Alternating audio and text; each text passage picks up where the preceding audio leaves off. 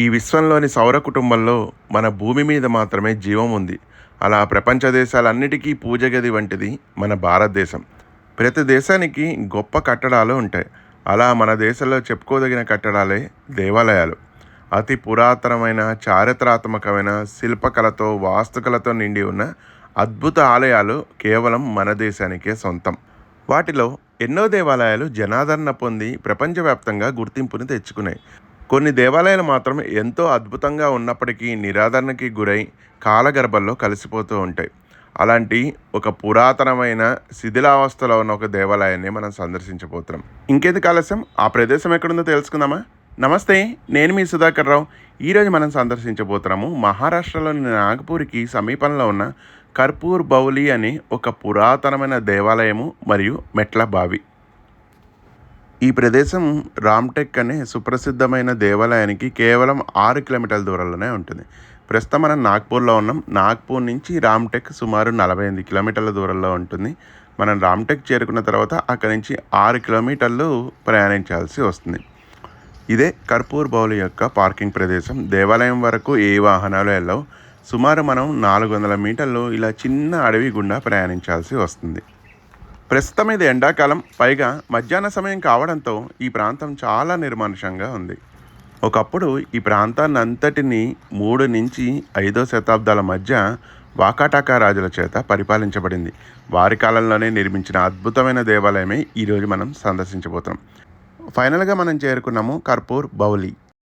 దీర్ఘచతురస్రాకారంలో ఉన్న మెట్ల కొలను మరి దాని వెనకాల నగర నిర్మాణ ఆకృతిలో ఉన్న దేవాలయము.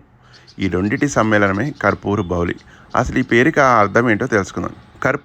కర్పూర్ అంటే మనందరం వాడే కర్పూరము. బౌలి అనగా నీటి కొలను. అంటే ఆ నీటి కొలలో ఒక నీటి వాసన కర్పూరం సువాసనలు రావడంతో దాన్ని కర్పూర్ బౌలి అంటారు. ఆ కాలంలో దీన్ని మంచి ఔషధాలతో కూడిన నీటి కొలనుగా భావించారు. ప్రస్తుతం ఈ దేవాలయంలో ఎటువంటి దేవీ దేవతలు లేకుండా ఎంతో నిర్మానుషంగా ఉంది. ఇక్కడ ఉన్న ఉపాలయంలో స్థానికులు ఒక చిన్న శివలింగాన్ని మరియు కాళీమాత విగ్రహాన్ని పెట్టి పూజిస్తున్నారు. ఈ దేవాలయంలో చాముండి, భైరవి, ఇంగ్లాజ్, కాళీ, రణచండి, కపూర్త అని 6 దేవతలకి అంకితం చేయబడిన దేవాలయం. ప్రస్తుతం ఇక్కడ కాళీమాత విగ్రహం మాత్రమే మనకి దర్శనమిస్తుంది. 12వ శతాబ్దంలో జరిగిన దండయాత్రల కారణంగా మిగతా ఉపాలయాల్లోని దేవీ దేవతల విగ్రహాలన్నీ ధ్వంసం గావించబడ్డాయి. ఒకసారి దేవాలయం పైకెక్కే ప్రయత్నం చేద్దాం. ఈ ప్రాంతం కొంచెం ప్రమాదకరంగా ఉంటుంది. మనం దేవాలయం పైభాగానికి చేరుకున్నాము. ఈ బావి యొక్క లోతు సుమారు 60 అడుగులు. ఇప్పటి వరకు ఈ బావి ఒక్కసారి కూడా ఎండిపోలేదంట. ఈ ప్రాంతం దేవాలయ సందర్శన కన్నా ఎక్కువ మంది ఇలా ఫోటోషూట్లకి, వీడియో షూట్లకి, ప్రీ వెడ్డింగ్ షూట్ల కోసమే వస్తున్నారు. మేము వచ్చిన సమయంలో కూడా ఈ విధంగా ఇక్కడ ప్రీ వెడ్డింగ్ షూట్ జరుగుతుంది.